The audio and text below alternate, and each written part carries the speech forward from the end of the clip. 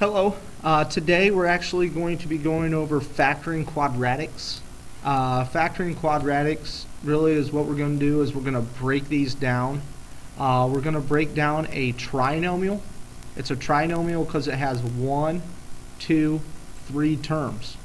And we're going to break that down to a binomial. Okay, which we're going to break those down to 2 binomials. How we figure those numbers out is we're going to have to find 2 numbers that multiply to get this last number, C, but then also add up to get that middle number, B. So for example, say I have x squared plus 4x plus 3. I need to find 2 numbers that multiply to 3, but then add up to positive 4. So think of factors of 3. 1 and 3. Those are the only 2 numbers that will multiply to 3. Then you have to figure out how you're going to have those so that they add up to positive 4. So positive 1 and positive 3 would be our factors. Now think about this. If we want to multiply to get to a positive number but add to get a positive, then these both will be positive numbers. Okay? So these will both be positives. If we multiply to get to a positive but add to be a negative, think the only way that you can have 2 numbers that multiply to a positive is either 2 positives or 2 negatives. Okay? So here if they multiply to a positive but add to be negative, they'll both have to be negative.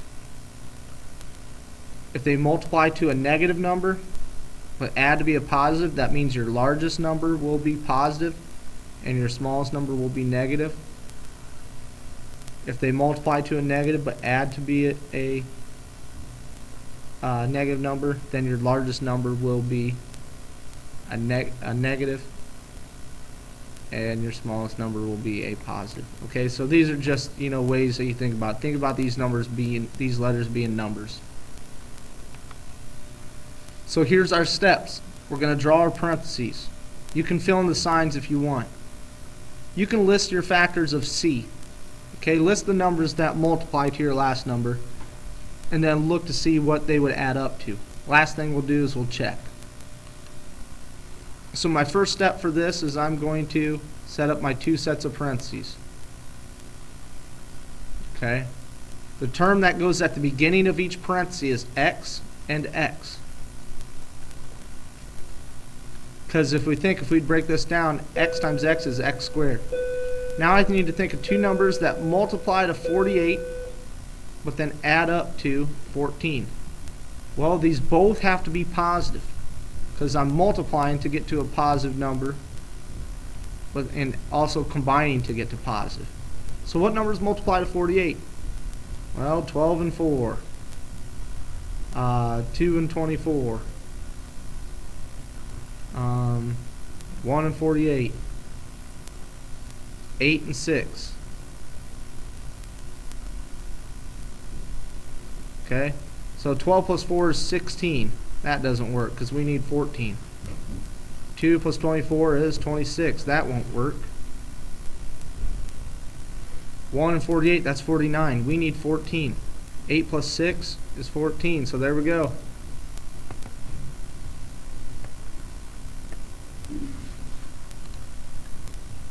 So here's our 2 terms.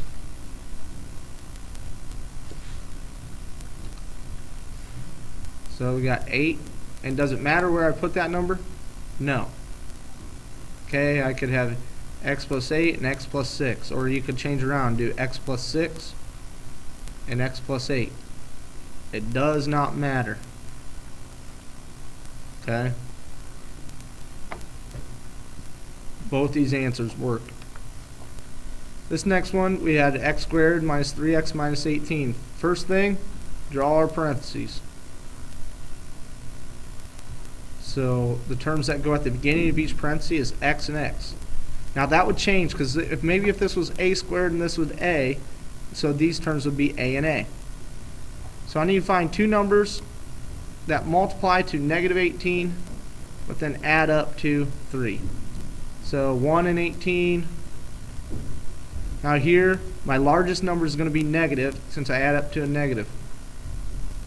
So 2 and 9, largest number is a negative. 3 and 6, I think those are all the terms. 1 minus 18 is negative 17. Nope. 2 minus 9 is negative 7. 3 minus 6 is negative 3. There we go.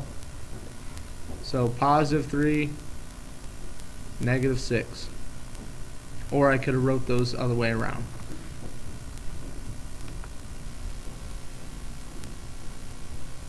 We could look at these problems. Just set up our two sets of parentheses.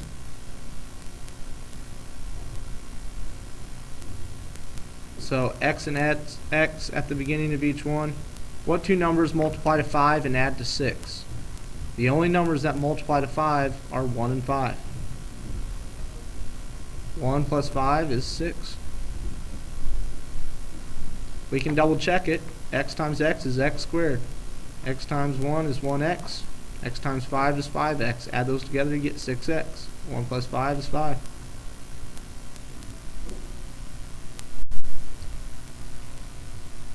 Here, I'll set up my two sets of parentheses again. The terms that go at the beginning of each one are x and x. Now, what two numbers will multiply to negative 63, your last term, but then add up to 2? So 9 and 7. I know those multiply to 63. One of them has to be negative. Which one of them will be negative to make it add up to positive 2? Well, let's try the negative 9. Negative 9 plus 7 is negative 2. We need positive 2. So that one doesn't work. So think about how you can switch those around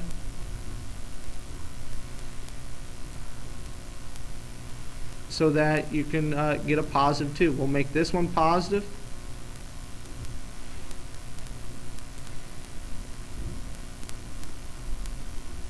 And this one negative. 9 minus 7 is 2. There's our answer. Double check it. 9x minus 7x is 2x. 9 times negative 7, negative 63.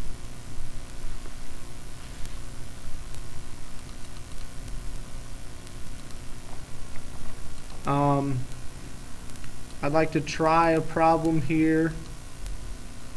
This problem, x squared minus 49. Now, if you notice, we only have two terms, so we're missing a term. We're missing that term inside here, that x. If you want, you can write it out, x squared plus 0x minus 49, if that helps. So now you need to find two numbers that multiply to negative 49 but add up to 0. So if you multiply to a negative number, that means one's going to be positive and one's going to be negative. Well, what two numbers multiply to 49 but add up to 0? That's telling me that those numbers have to be the exact same numbers. But one is going to be positive and one is going to be negative.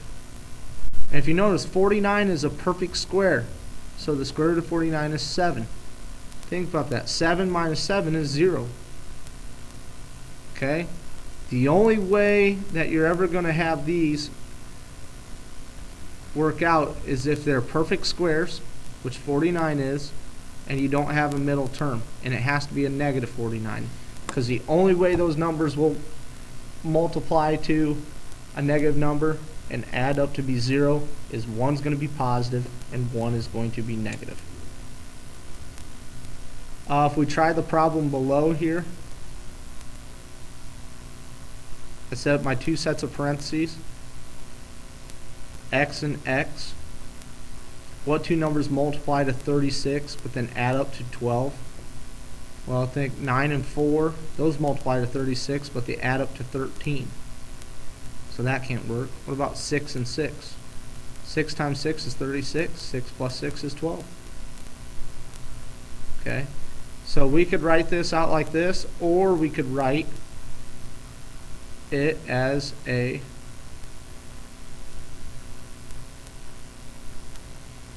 perfect square there, x plus 2 squared. Okay. Well, there's some examples. Try the homework. If you have questions, please don't be afraid to ask. Somehow get a hold of me. Okay. Have a good day.